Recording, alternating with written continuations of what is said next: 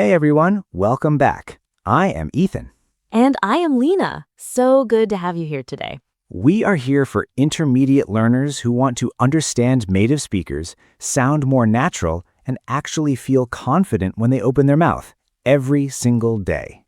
Okay, so today's topic.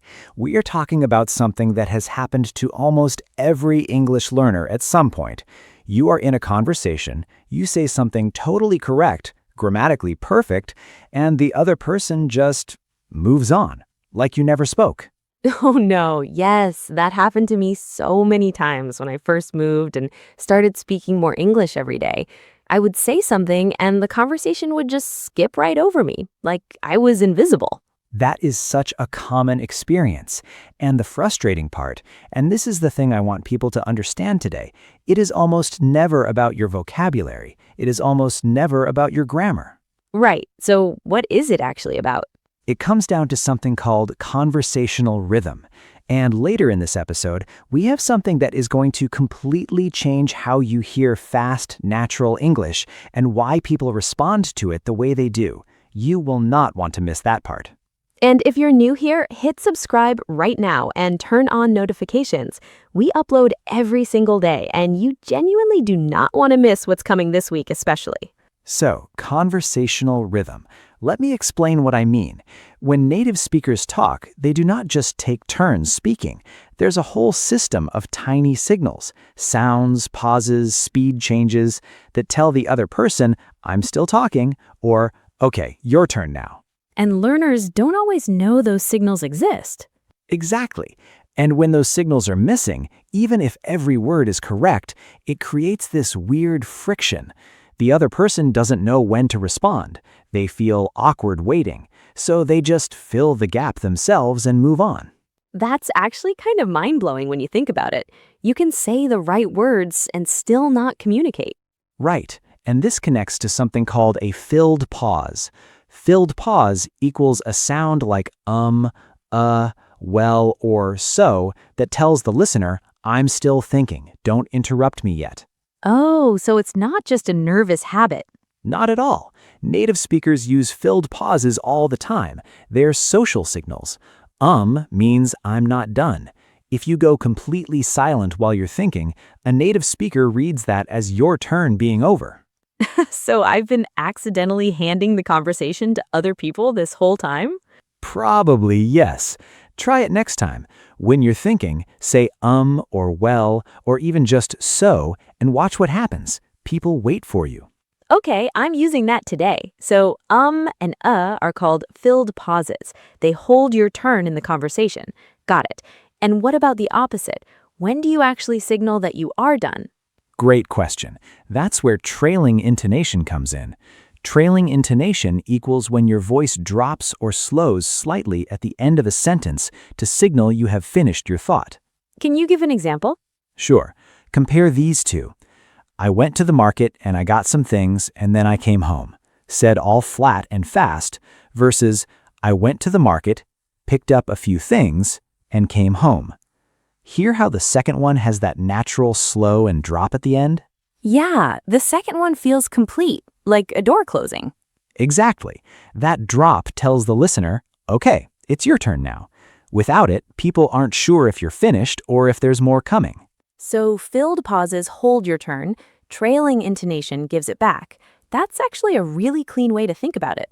And once you hear it, you'll hear it everywhere, in movies, in podcasts, in your next conversation with a native speaker. But here's where most learners get it completely wrong, and this next part actually surprised even me when I first learned it. If that just clicked for you, hit the like button right now. It genuinely helps this podcast reach more learners who need it. Okay, so imagine you just walked into a coffee shop in New York City. You want to order, but the line is moving fast and the barista is already looking at you. Ready? Oh no, okay, yes, go. Hey, what can I get started for you? Yes, hi, I'd like a medium latte, please, with oat milk if you have it. For sure. That gonna be hot or iced? Hot, yes, hot please. And actually, can I also get one of those, the chocolate croissants if there are any left? Yeah, we got some. Name for the order? Lena. Nice. Okay, did you catch what just happened there? I was sweating, even doing it for practice. But notice Lena used right at the start. Yes, hi. That little sound bought her a second to gather her thought without losing the barista's attention. And I ended my sentences with that rising question tone, with oat milk if you have it. That rise was not because I was unsure, it was because I was leaving space for him to confirm. Exactly. That's called a confirmation rise, and it's huge in service interactions. Confirmation rise equals a slight upward pitch at the end of a statement to invite a quick agreement or check. And then did you catch the reduced form Ethan used? That gonna be hot or iced, not is that going to be, just that gonna be hot or iced. Right. Going to in fast speech almost always becomes gonna, and is that gets swallowed. So the full question, is that going to be hot or iced, becomes that gonna be hot or iced in real conversation. And if you're not ready for gonna, you might freeze. You might miss the whole question, which is why practicing at real speed matters so much. There was another one in there. We got some, not we have some.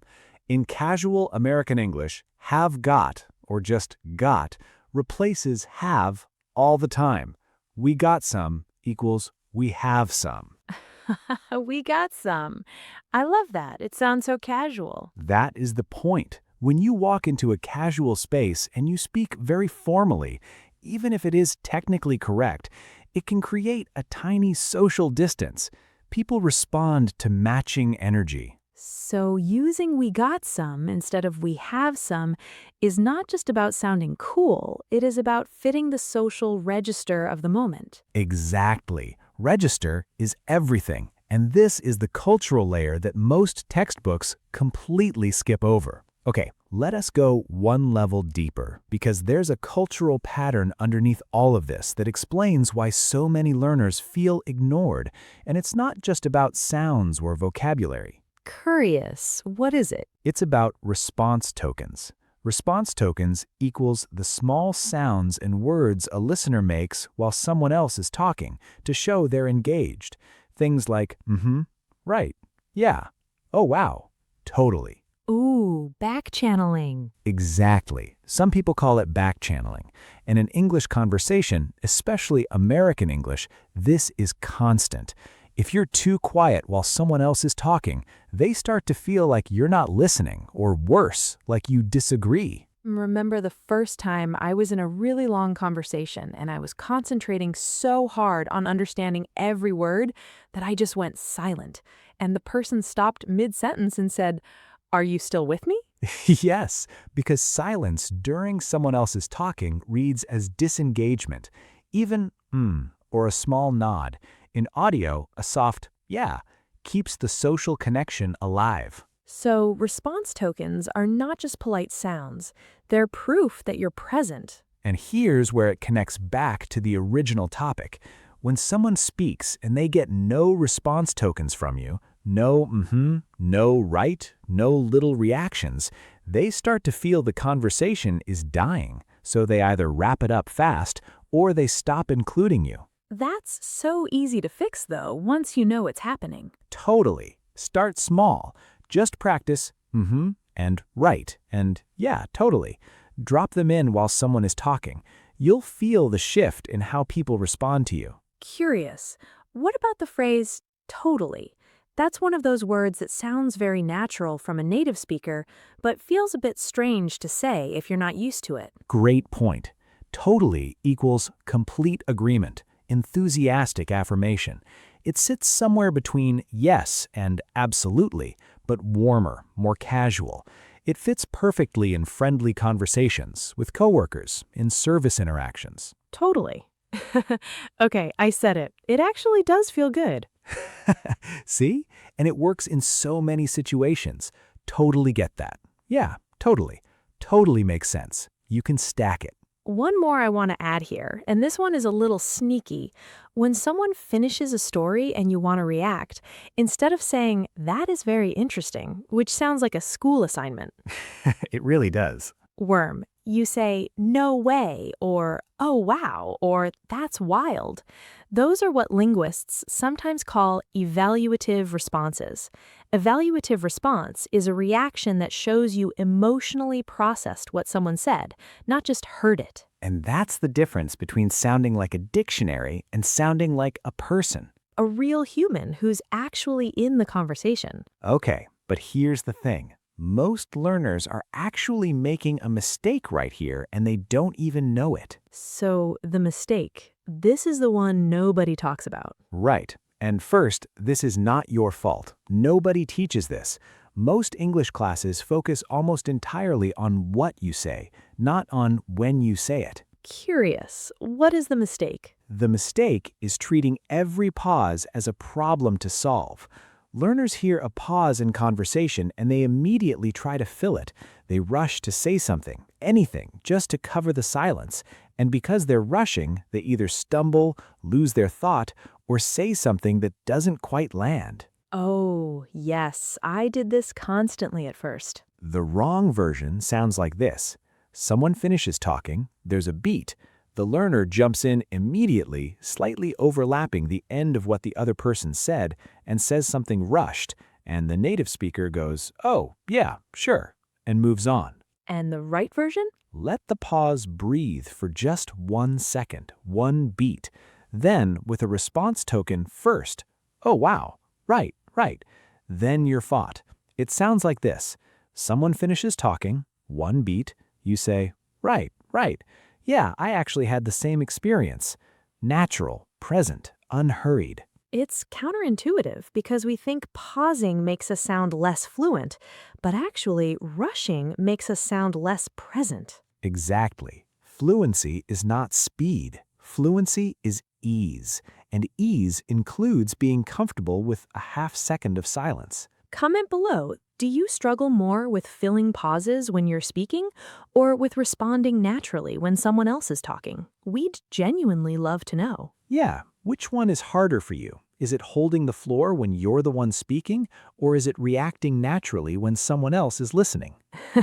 Because both are real challenges and they need totally different practice. Okay, let's bring everything together because I want to make sure you leave this episode with 3 things you can use today. Number 1, use filled pauses like and well to hold your turn while you think. Number 2, drop response tokens like right, and totally while others speak. Number 3, let pauses breathe. One beat of silence shows ease, not weakness. Save this episode. Come back to these 3 points whenever you need them.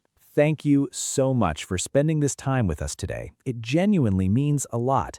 If you want to keep going right now, the playlist is right there. It's the perfect next step. And tomorrow, we're covering something that makes even advanced learners sound rude without knowing it. You won't want to miss that one. Keep listening, keep learning. See you tomorrow.